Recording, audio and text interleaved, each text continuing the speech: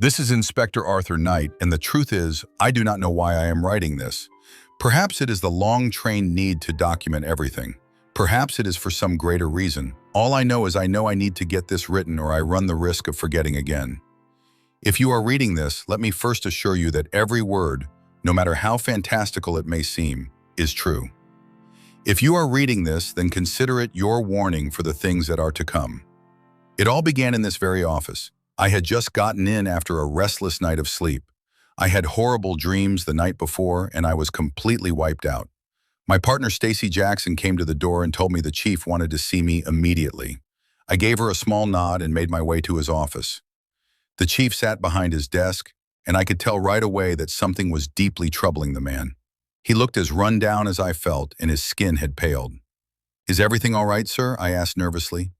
He simply gestured to the chair in front of him and told me to take a seat. We sat in silence for a moment as he seemed to search for the right words. "What do you remember of your childhood?" he finally asked. I simply shrugged. I grew up in an orphanage until I turned 18. I was always top of my class and loved. The chief held up his hand and interrupted me. "I mean before the orphanage," he said gently. I tried to think back further, but my mind simply stopped, as if it had hit a brick wall. I remember very little, to be honest. I have flashes of a highway, a truck driver, the police station, and you, of course, I said. This finally brought a smile from the man. "I was just a desk jockey back then. You were nothing much more than a scared child with no clue of where he was and what was going on." I chuckled at him. "That's kind of what I feel now, to be honest," I explained. The smile left his face and he was back to business. "Earlier this morning, a young woman was found at the side of the same exact stretch of road where you were found 25 years ago. She was covered in blood and screaming. One of our officers found her and got her into the car. We have an audio recording of what followed. I am warning you, it is somewhat disturbing." He pulled out a digital recorder and pressed play. The sound of the young woman screaming and panting filled the air, and it chilled my blood. "Who are you and where are you taking me? We need to get away. He is coming. He is coming, and we have to try and stop him. He killed everyone. Arthro. Where is Arthro?" The woman screamed, and then a choking sound rang out. The chief shut off the recorder. The young woman seemed to choke on her own tongue after that. The officer can make no sense of it, but hopefully the people at the morgue will have better luck. I barely heard his words. My mind focused on a single word. "Arthro," I said in confusion and bewilderment. The chief nodded. "That was the name you gave us when we brought you in. The woman was wearing an identical white robe to the one you wore that night. When you gave your statement, you spoke about some sort of commune. At the word commune, my mind again slammed into that brick wall. But was there a little give this time? I had the briefest glimpses of a set of small buildings in a field. The chief continued on. "You said many things in your statement, and to be honest, I didn't truly believe most of it. However, I did believe you were in a commune, and I feel this morning confirms it. We had several men search the area where she was found, and they all came up empty-handed. That is why I want you to take a look. Your detective skills and personal history make you the perfect candidate for this case. However, if you do not want to, I understand and will respect that wish." I thought about it for what felt like several minutes. I felt a great sense of fear about returning to this place, but I also felt a sense that I simply had to go. I gave him a quick nod and told him I would take care of it. I left the office and saw Stacy outside. "We are going for a drive," I said, and she followed immediately. I let Stacy take the wheel. I wanted to fill her in on everything I could remember. She sat in silence as I explained. When I finished, she took a deep breath. "Wow, I knew you grew up in an orphanage, but a commune? Was it a nice place?" she asked intently. Another mental flash assaulted my brain. I could see a swish of white fabric. I could smell oil and could hear the sizzle of something burning. "I don't think so," I said finally. "So wait, did you name yourself Arthur Knight?" she asked with a smile. I found myself grinning as well. Stacy always knew how to calm me down. I grew up fascinated with the stories of Arthur and his Knights of the Round Table. I had almost completely forgotten the name Arthro until the chief brought it up. We finally made our way to the roadside, where the other officers stood having coffee. We got out and the men gave us a little salute. One of the officers shook his head at me. "I'm sorry they had to waste your time, Mr. Knight. We have scanned these woods for miles and there is nothing, not even a set of footprints." I simply shrugged. Well, you never know what a fresh set of eyes can bring. Thank you for your hard work, gentlemen. Please keep the perimeter and we will see what we can find, I said, and they gave me back a nod. Stacy and I entered the woods. Everything seemed at peace and the officers were right. There was not so much as a footprint or leaf out of place. Stacy turned to me. Do you really think we will find anything out here? I mean, these are exactly the deepest or untrodden woods. If there was a cult out here, you would think they would have found it long ago, she asked. I nodded back. I agree with you, but we are on assignment and we will do our due diligence regardless. We continued hiking through the woods, and a strange feeling of unease ran over me. It would seem that the feeling wasn't a lone one, for Stacy spoke up. This place feels weird. It's not bad per se, but it just feels off somehow. Do you know what I mean? I knew what she meant, and after a few moments I understood why. This place was completely silent. There were no animal or insect noises at all. Even the sound of the nearby officers had completely disappeared. You never truly know how much noise we deal with on a daily basis until you enter a place of true silence. I was prepared to say that we should search another area, but that was when we spotted a body, when we saw her. Laying on the ground was a white-robed body of a woman with deep, bloody gashes in her back. I ran to her and turned over her body. One look at her face knocked me straight off my feet as hundreds of repressed memories flooded my brain. I knew her face. I could see it staring over me as I awoke, walking with me through the gardens and sitting with me reading scripture. Stacy stared at me with concern. Did you know her? She asked timidly. I nodded. Her name was Mira, and she was my mother. Stacy's eyes widened and she did a double take at the body. No doubt she was trying to see the similarities. If she was killed out here, then would that young girl they found be your sister? She asked in a panic. I shrugged. I don't remember having a sister, but that was over 20 years ago. Things could have changed, I replied. What about your father? She asked. The word father brought a horrible image of a body wasting away to my mind. He is gone, I said flatly, and Stacy knew to drop the subject. It looks like a bear might have gotten to her with those slashes up her back, Stacy explained. I examined the wounds and shook my head. The slices are too straight. This was done by a blade, likely a sword. Stacy shook her head. Who would be using a sword in the modern world? She asked. Guardians. My mind said, then the word faded. I don't know, I replied instead. Also, how did those officers miss this? We are a straight line away from the road, and not even far in. Stacy asked, it wants to be found this time. I said, not even understanding the words. We need to call this in, Stacy responded, reaching for her radio. I put my hand on her arm and stopped her.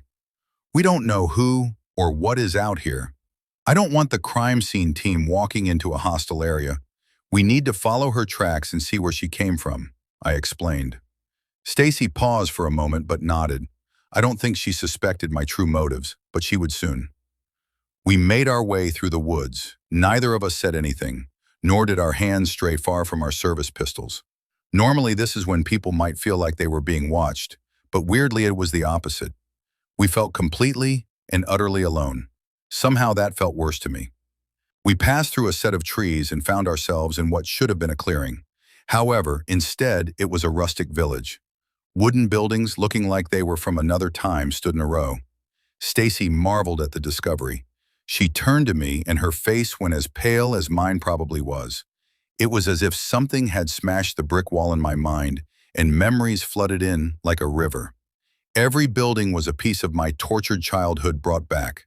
The dorms where the children were kept, the fields where we tilled the land for our food, the fire pit where we held night services and festivals. I fell to my knees and screamed at the onslaught of my mind. Stacy knelt and tried to comfort me. Slowly, I regained myself and stood up. This place is creeping me out, Arthur. It is giving me serious Jonestown vibes, she said in a panic. Or something much worse, I replied. I could feel it in the air. Something was very different about this place. Something was horribly wrong here. It took a moment for it to truly fall into place. This place is completely empty. It is never empty out here during the day. People should be working, but there is no one. The only time this place would be empty would be if I didn't waste time in completing the thought, and instead I rushed towards the church. If our leader, the beloved, called an emergency meeting, then everyone would be forced to attend. They had to be in the church. I ran with Stacy right on my heels. I got to the doors and yanked them open wide.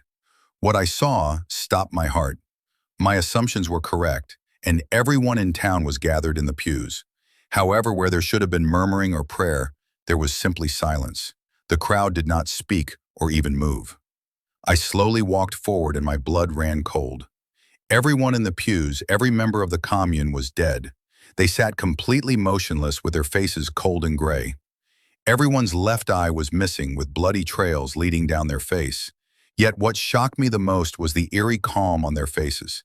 In their final moments, they were completely serene. I could not stand to look at their frozen faces anymore, and I turned to the front of the church.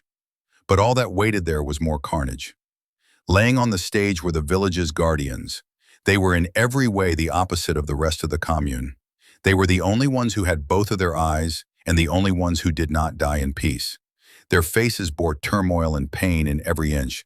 Their bodies had contorted and seemed to be sprouting strange appendages. Some had grown claws and muzzles. Others had long spikes coming from their backs. One thing was certain: they had not died as men, but monsters. Stacy ran from the church at full speed. I rushed out to join her. She was bent over and I thought she might have been losing her lunch.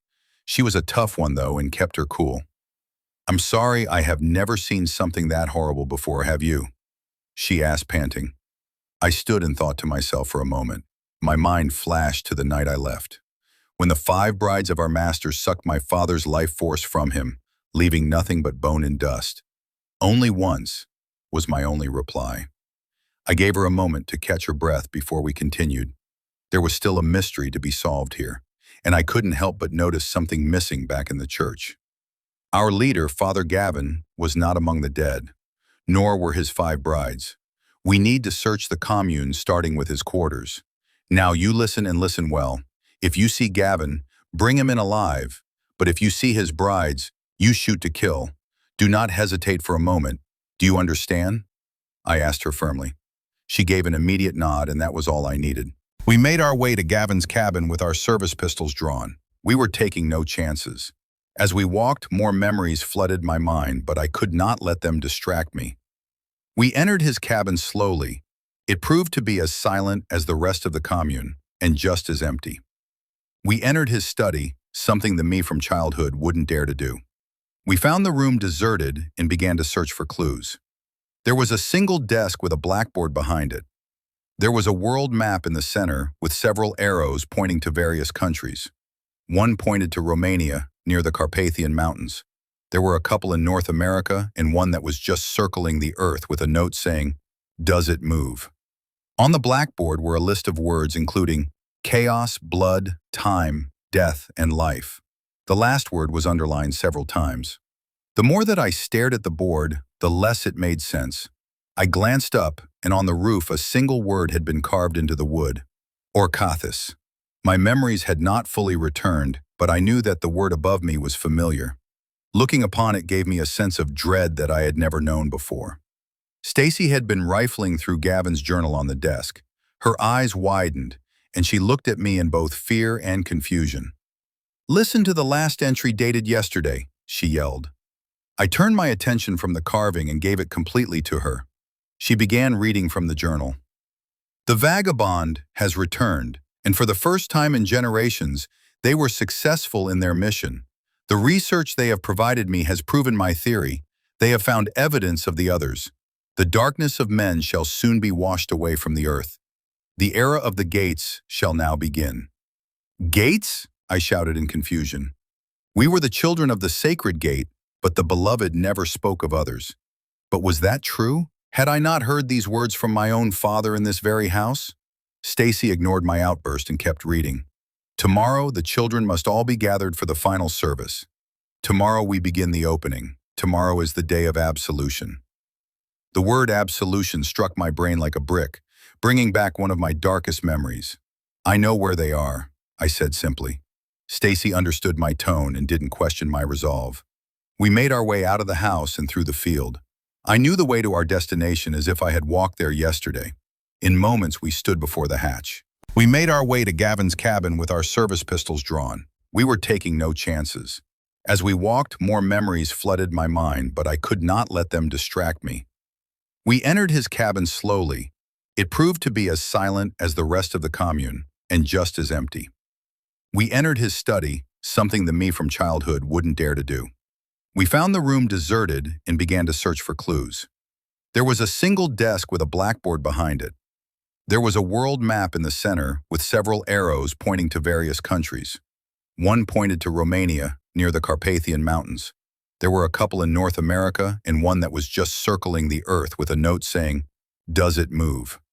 On the blackboard were a list of words including chaos, blood, time, death, and life. The last word was underlined several times. The more that I stared at the board, the less it made sense.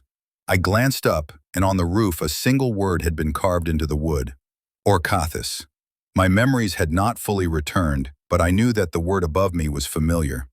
Looking upon it gave me a sense of dread that I had never known before. Stacy had been rifling through Gavin's journal on the desk. Her eyes widened, and she looked at me in both fear and confusion. "Listen to the last entry dated yesterday," she yelled. I turned my attention from the carving and gave it completely to her. She began reading from the journal. "The vagabond has returned, and for the first time in generations, they were successful in their mission. The research they have provided me has proven my theory. They have found evidence of the others. The darkness of men shall soon be washed away from the earth. The era of the gates shall now begin." "Gates?" I shouted in confusion. We were the children of the sacred gate, but the beloved never spoke of others. But was that true? Had I not heard these words from my own father in this very house? Stacy ignored my outburst and kept reading. "Tomorrow the children must all be gathered for the final service. Tomorrow we begin the opening. Tomorrow is the day of absolution."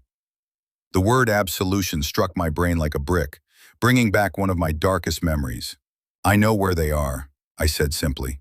Stacy understood my tone and didn't question my resolve. We made our way out of the house and through the field. I knew the way to our destination as if I had walked there yesterday. In moments, we stood before the hatch. Decades ago, my best friend Darian was sent down into the hatch alone. What came out was something else entirely. He had emerged 6 days later with no personality, no spark for anything other than worship. They had stolen his childhood in the name of absolution. I stared at the hatch with both fire and fear coursing through my veins. It was time to face my past. It was time to face him. I threw open the hatch and my ears were assaulted with the familiar hum. Before it was gentle, barely even noticeable, but now it was almost deafening. I looked at Stacy and it would seem she didn't notice it. "Can you not hear that?" I yelled. She was taken aback for a moment at my non-characteristic shouting. "Hear what?" she asked back. A piece of scripture from my childhood echoed in my mind. "Only those who choose to listen can be made to hear." I shook my head and said, "Never mind." I stared down into the hole and could only see a ladder in seeming endless darkness. "I need to go in alone," I said firmly. This time Stacy objected. "You can't be serious. We have no idea who or even what is down there.